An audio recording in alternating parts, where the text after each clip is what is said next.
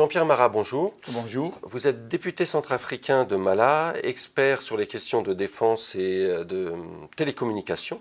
Alors, le président Touadéra a été reçu le 5 septembre à l'Élysée par son homologue français. Il a été question du partenariat sécuritaire entre les deux pays, alors que la France forme via l'EUTM les forces armées centrafricaines. Où en est actuellement la restructuration de votre armée ? La restructuration de l'armée centrafricaine piétine, à mon avis. Piétine parce que on a l'impression que l'EUTM et son partenaire, le gouvernement, reprennent les mêmes pratiques qu'avant.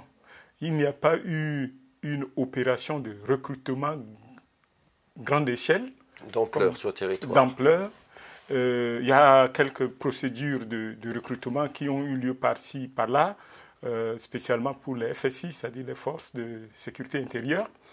Mais tous ces recrutements se terminent toujours par des manipulations, c'est-à-dire que est-ce que ça veut dire que certaines autorités font enregistrer, notamment on a souvent dit que ça se faisait sur une base ethnique, des enrôlements de leur communauté ou de leurs proches? C'est ça. C'est-à-dire qu'il y a un plan qui a été élaboré, les candidats sont sélectionnés sur des critères prédéfinis, mais après, quand il est question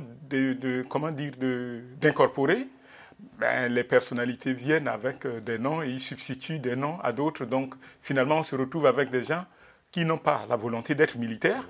Ça veut dire qu'à la prochaine opération militaire, ils prennent le large. Donc, la restructuration piétine. Et on a l'impression que le programme de désarmement aussi piétine, parce que ça va de pair avec la réforme de l'armée. Il y a un grand nombre de milices qui opèrent encore sur tout le territoire centrafricain.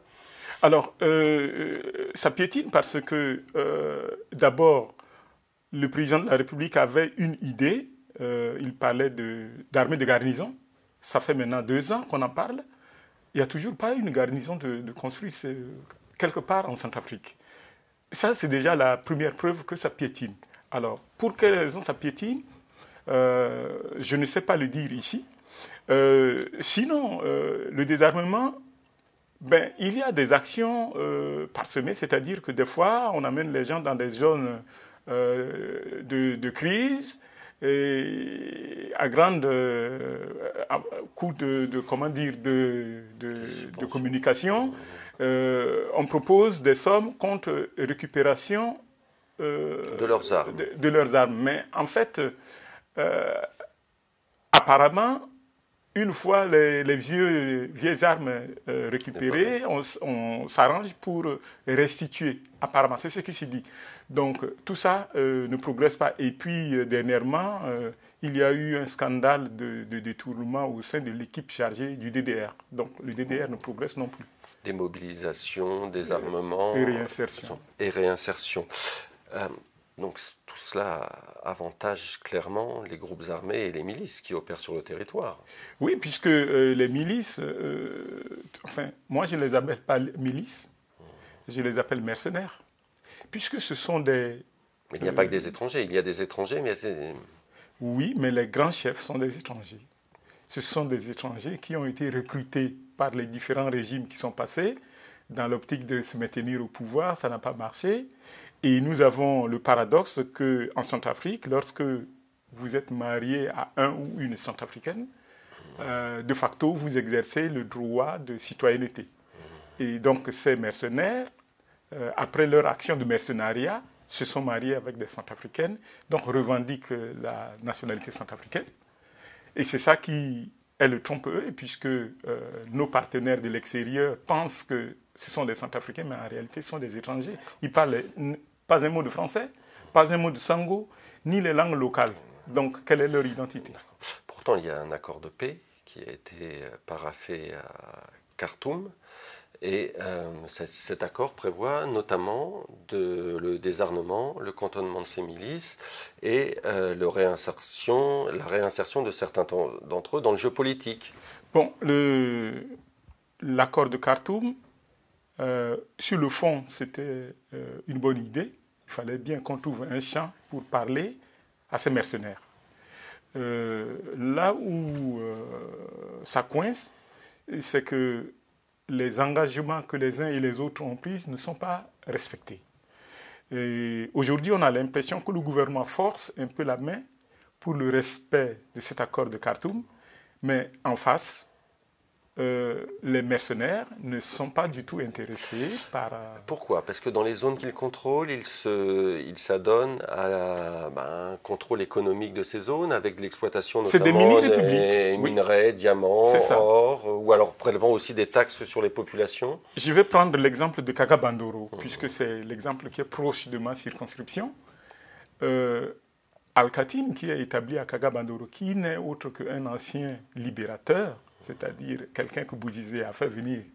L'ex-président Bozizé. Oui, l'ex-président a fait venir, qui s'est établi à Kaga-Bandoro, exerce un contrôle tant économique que politique sur la Nana Gribezi.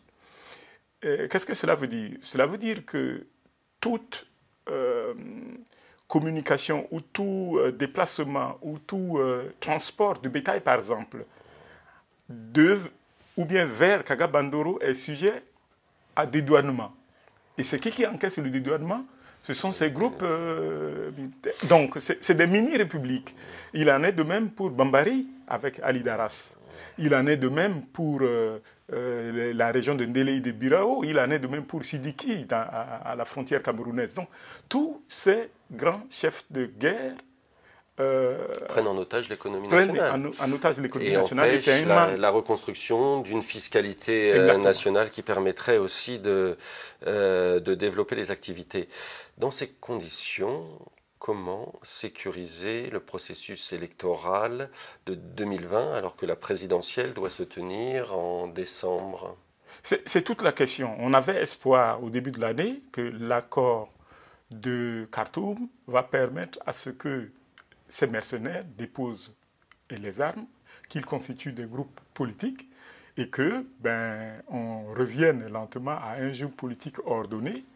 Ils ont gardé le statu quo, c'est-à-dire que, ils n'ont pas déposé les armes, ils n'ont pas changé de dénomination, ils sont toujours des groupes armés. Et donc, il est difficile pour moi, par exemple, en tant que député, de me rendre dans ces zones, ne fût-ce que pour aller tenir un meeting politique ou une activité associative. Voilà. Donc, dans ces conditions, on s'imagine mal comment des élections peuvent être organisées. Ça, c'est le premier point. Le deuxième point, c'est que pour organiser des élections, il faut bien qu'on identifie ceux qui vont voter. C'est-à-dire qu'il faut qu'il y ait un recensement électoral. Avec un enrôlement des électeurs. Voilà, on va faire ça quand et comment. Nous sommes à 18 mois presque de la présidentielle, et ces questions ne sont pas résolues. Donc, ce sont ces questions auxquelles le gouvernement devrait s'attaquer si réellement on veut organiser des élections en 2020. Jean-Pierre Marat, merci. C'est moi qui vous remercie.